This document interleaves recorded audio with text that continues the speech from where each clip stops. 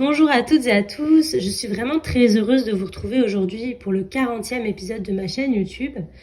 J'espère que vous allez bien. Je me présente pour ceux qui viennent d'arriver sur cette chaîne, je m'appelle Marie Lorcher, je suis psychologue clinicienne et je suis vraiment une très grande passionnée de spiritualité. Donc, j'ai beaucoup parlé sur cette chaîne YouTube de perversion narcissique. Aujourd'hui, je vais beaucoup plus parler de spiritualité. Donc vraiment, je vais, même si pour moi c'est vachement en lien, mais je vais quand même prendre un grand virage. Et donc je comprendrai que ça ne parle pas à tout le monde. J'espère en tout cas que ça va parler au plus grand nombre. Pour moi, c'était hyper important en fait d'assumer cette spiritualité parce que ça correspond beaucoup plus à qui je suis aujourd'hui. Et donc j'ai envie d'assumer cette spiritualité en assumant ma pleine authenticité. Voilà. Aujourd'hui, j'aimerais vous parler justement du pouvoir de l'acceptation. Donc l'acceptation, je vais tout simplement vous donner une phrase de Bouddha qui pour moi est super parlante.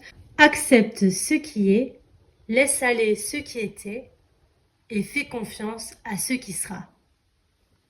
Et pour moi, cette phrase, elle est hyper parlante parce qu'en fait, elle est très claire sur le fait que on se prend beaucoup la tête avec le passé, on le rumine énormément, souvent parce qu'on a vécu beaucoup de souffrances, beaucoup de douleurs, des violences même. On s'inquiète beaucoup pour le futur, on se demande comment il va être, on se projette et on imagine quelque chose qui souvent ne se passera absolument pas de cette façon-là. Et on n'est que très rarement dans le présent. Et en fait, c'est ça qui est fou, c'est qu'en fait, on a vécu le passé qu'on a vécu. On ne peut pas revenir en arrière, clairement, et on ne peut pas le changer. Par contre, on peut changer la manière dont on le perçoit.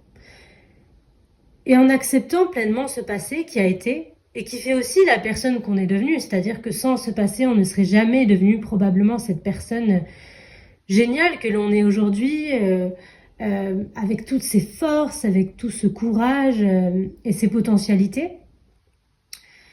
Et en même temps, certes, il nous a fait souffrir. Et ça, on ne peut que l'entendre et le comprendre. Mais c'est ce qui nous permet d'en être là aujourd'hui, clairement. Donc c'est se libérer de ce passé, en fait. Accepter qu'il a été et qui nous a permis d'en être là où on en est aujourd'hui. Et que clairement, de toute façon, on n'y reviendra pas et que c'est terminé. Mais qu'on peut clairement changer notre futur en impactant notre présent. Et c'est pour ça que c'est si important d'être dans notre présent à 300%, parce qu'en fait, les décisions que l'on prend dans le présent, la vie que l'on mène dans le présent, va impacter directement notre futur. Puisque c'est la loi de cause à effet, en fait.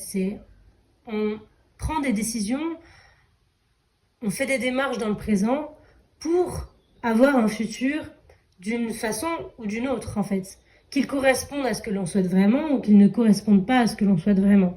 Après, il y a bien sûr les choix inconscients que l'on fait et les choix conscients que l'on fait. Mais être présent, complètement présent dans son présent, c'est d'une importance capitale. Et c'est pour ça que de laisser aller ce passé qui a été, c'est d'une importance capitale.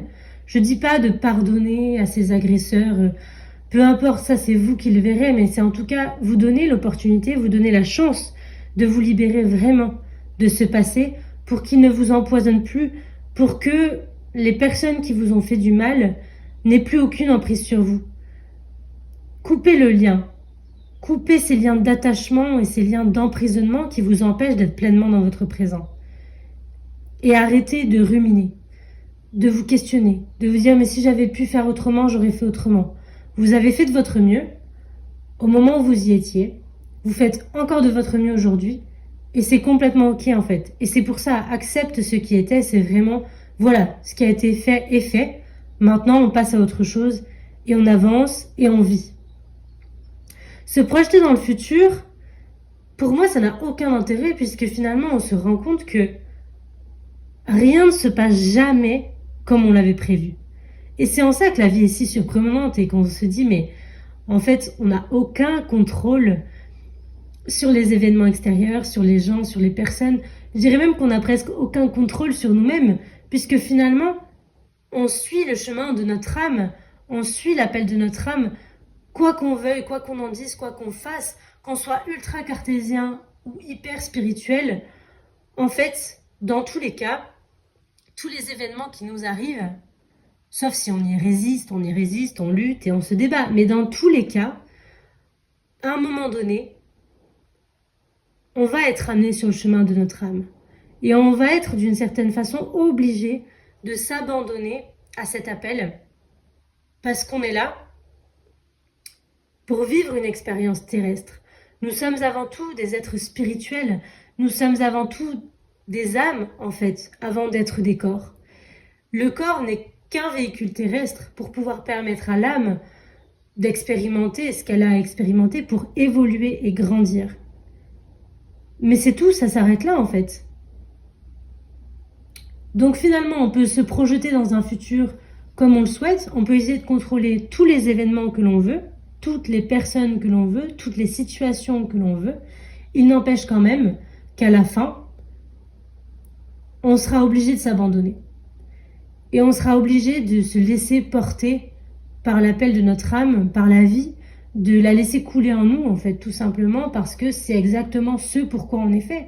Et on a beau forcer les situations, de toute façon, les choses, elles se passeront comme elles doivent se passer. Parce que tout est juste. Et quand je dis que tout est juste, c'est-à-dire que on est là pour servir les besoins d'évolution de notre âme. C'est uniquement ça. Donc qu'on résiste et qu'on se débatte et qu'on lutte, on va juste se fatiguer finalement. Mais ça n'aura aucun sens, aucun intérêt, puisqu'à la fin, on devra quand même s'abandonner. Voilà pourquoi c'est si important d'accepter le passé, d'accepter le futur comme ils sont et d'être pleinement ancré dans le présent. Puisque toutes les décisions que l'on prend dans le présent vont directement impacter notre futur. Si on veut vivre la vie de nos rêves, c'est maintenant que ça se passe. C'est en prenant déjà des décisions dans notre présent qu'on va vivre la vie que l'on souhaite véritablement vivre.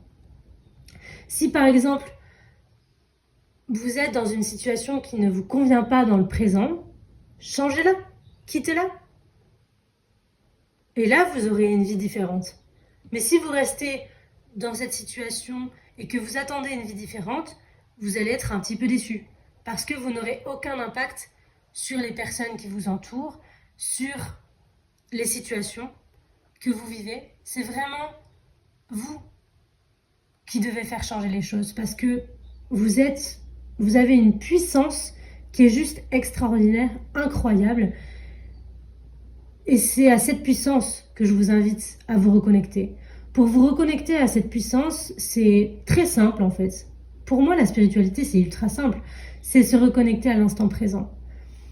Quand vous prenez conscience de votre respiration, quand vous prenez conscience de l'oiseau qui chante dans l'arbre d'à côté, quand vous prenez conscience de la nature, de ce qui vous entoure, de vraiment être pleinement connecté à l'instant, à ce qui se passe là, maintenant, tout de suite, eh bien en fait, c'est là où tout se passe. C'est là où tout se passe, véritablement.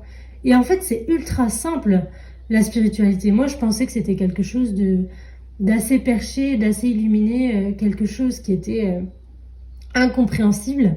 Et en fait, c'est d'une simplicité sans nom. Il n'y a qu'à observer les enfants, en fait. L'enfant, lorsqu'il a mal, il pleure pendant 3 minutes. Et puis ensuite, il voit quelque chose qui l'intéresse. Et hop, il se tourne tout de suite vers la chose qui l'intéresse. Il n'y a plus de passé, il n'y a pas de futur. Il n'y a que l'instant. Il n'y a que l'instant.